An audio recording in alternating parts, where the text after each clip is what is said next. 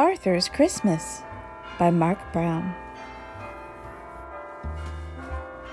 Arthur's Christmas.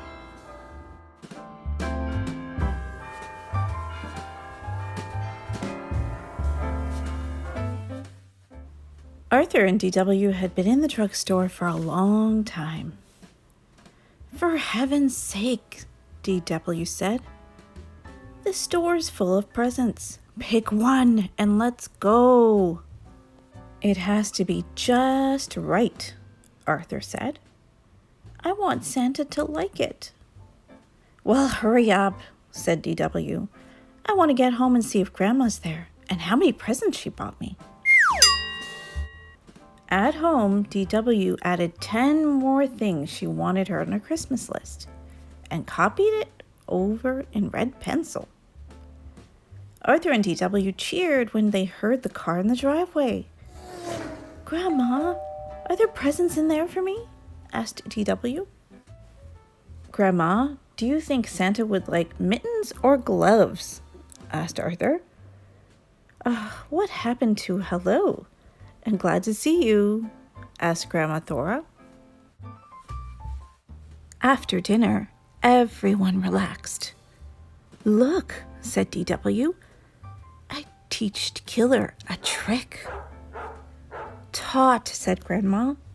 "You taught Killer a trick." But DW didn't hear. She had seen something on television to add to her list. "Arthur, what's the matter?" asked Grandma. I haven't found the right gift for Santa," said Arthur. "Only 2 shopping days left," reminded DW. The next day, Arthur, DW, and their friends went shopping.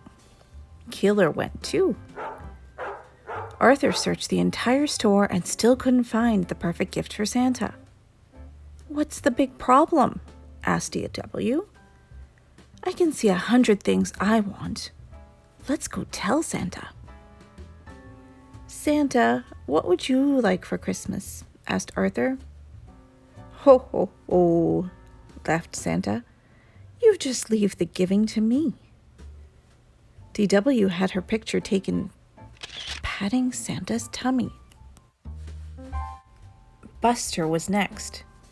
"Santa, be careful coming down the chimney at our house. My parents always forget to put out the fire." "Ho, ho, ho," said Santa. "Don't worry, I'll use the front door."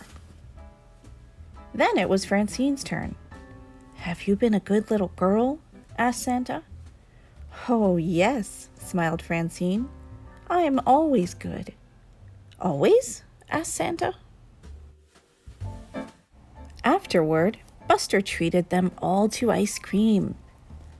Arthur could hardly finish his root beer float. He had only one more shopping day. "Look," said Francine, "Santa eats ice cream." "I'll have a banana split with 6 scoops of bubblegum ice cream," said Santa. "With double hot fudge, whipped cream, and nuts." "Oh, I'll say he eats ice cream," said DW. At home, Arthur asked his family for help. "How about a nice, colorful tie?" said Father. "Aftershave is always a good gift," said Mother.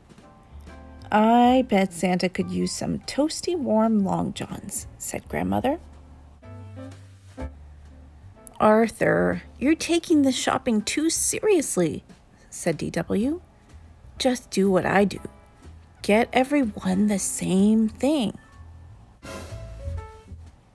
That afternoon, everyone was getting ready to go caroling. But Arthur didn't have time for Christmas carols. Time was running out. "Please come along," begged DW. "I'll always be the only kid. And besides, Mrs. Tipple always gives us a present and hot chocolate."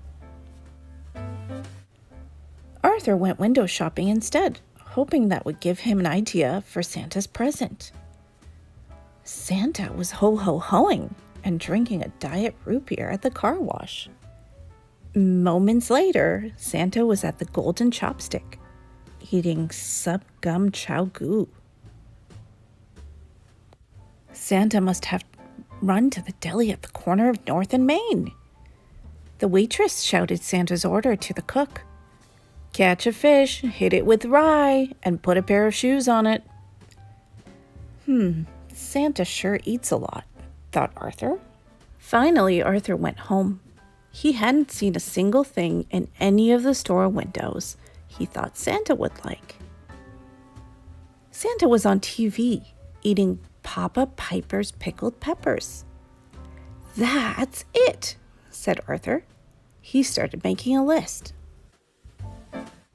Arthur counted his money. DW, he said in his sweetest voice. Okay, how much do you need? Asked DW. But only if you promise to stop being such a grouch.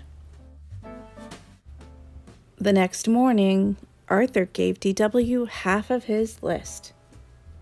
He took the other half. DW had to keep Killer out of the kitchen, while Arthur made Santa's present. What's all that noise? Asked Father. Arthur is making a mess, reported DW. The kitchen door opened and Arthur sneezed. Mom, how many cups of pepper and pickled peppers? He asked. Maybe I should help, said Mother. No, please, said Arthur. I want to make Santa's present myself. Just tell me how many sticks of gum and sub-gum chow goo? Oh, poor Santa, said DW. Hours later, Arthur whistled while he set the table for Santa. What's that? Asked Father. Pickled peppers, a hot fudge sundae on bubblegum ice cream, and sub-gum chow goo. I sort of combined Santa's favorite foods, Arthur explained. What's that big lumpy thing that's moving? Asked Grandma. A pizza to go, said Arthur, with everything on it.